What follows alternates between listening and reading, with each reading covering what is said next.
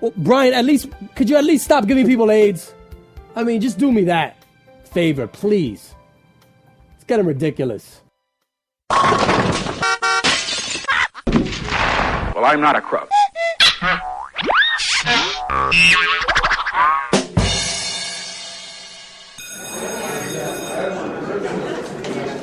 Hello, everybody. We'll get started as soon as everyone gets settled down. Last week's meeting, Phil's story was interrupted by the fire drill, and so we'd like to pick it up now. Phil? Yeah, my name is Phil. Hi, Phil. Thanks. Well, like I said last meeting, lately my addiction has started getting worse, and I stay up all hours of the night. You know, I ignore my friends and family. Sometimes I'll even spend an entire weekend not leaving the house, not showering. Yeah, I've been there. We've all been there. Am I right? See, it usually starts with boredom. Don't really know what to do with myself on those Friday nights, and it's just so appealing. Something to pass the time, you know, make you feel good. I started planning my nights around it. You ever crave something so bad when you don't get it, you go crazy?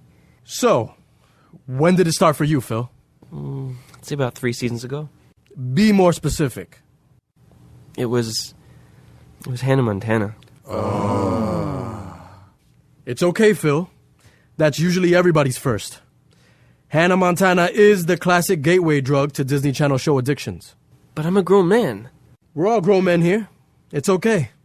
You don't have to be ashamed anymore. I'm not ashamed. I just wish I was home watching Hannah Montana. Today's the episode where she gets her license. All right. Easy, Phil. Let's talk to Randy. Last week, you said you were going to try to go cold turkey on Wizards of Waverly Place. How'd that work out? Hi guys, my name is Randy. Hi, Randy. Hey gang. Well, it went okay. I stopped watching Wizards for about a week, but then I relapsed when I forgot that I recorded 10 episodes during the Wizards of Waverly Place Thanksgiving Marathon. But hey, I did eat cold turkey while I was watching it. Yeah, that's not progress, Randy, and you know it. Look, everyone, I've been where you guys are at. With me, it started with the High School the Musical trilogy. And when I couldn't get enough of that, Camp Rock 1 and 2 came around and rocked my world. And of course, you all know about my Zach and Cody overdose. It got to the point where I was fiending for That's So Raven. Fiending! I mean, that's the bottom of the barrel. But if I could get through that, so can you guys. There's plenty of other shows. Plenty of other adult-oriented programming on television. I promise you. Sorry for interrupting, Coach, but can I speak now? I'm not a coach. I'm just a man addicted to Disney Channel shows. Just like you. But yes, you can speak. Well, hi, my name is Kenneth. Hi, Kenneth. All right, cool. So, yeah, man, I totally pulled it during Sunday with a Chance last night. Just get that out of the way real quick. I mean, I regretted it for a little bit, and then another episode came on, and I just rinsed and repeated. Kenneth, what are you talking about? Yeah, sorry, man. I should focus on my progress, right? Well, look, last week, I totally did not watch any Disney Channel shows. But then I'm in this I Love Underage Girls chat room, right? And someone posted a music video with pretty much every doggone Disney Channel chick singing about the environment or some shit. I wasn't paying attention. I'm talking a veritable wet dream team of Disney Channel actresses. Lovato, Gomez, Cyrus. I mean, even one of the Jonas Brothers got me hard. Short story long, I came. Listen, buddy, Kenneth. Whatever you do when you watch these shows is your business. But I'm pretty sure none of us watch it to get aroused. Well, actually, I mean, when nobody's around. Damn it, Phil, you have a daughter. How'd you know I have a daughter? I mean, they literally have these shows back to back to back. I mean, it's like a conga line that gets me erect. Anyway, this is primetime pedophile programming.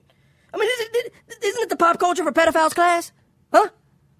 That's what I signed up for, right? That damn learning annex? No, it is not. Just get out of here, okay?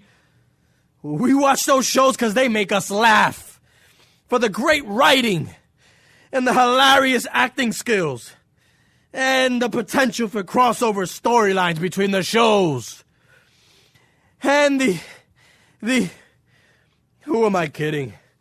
We're all pedophiles, aren't we? Okay, so see y'all next week.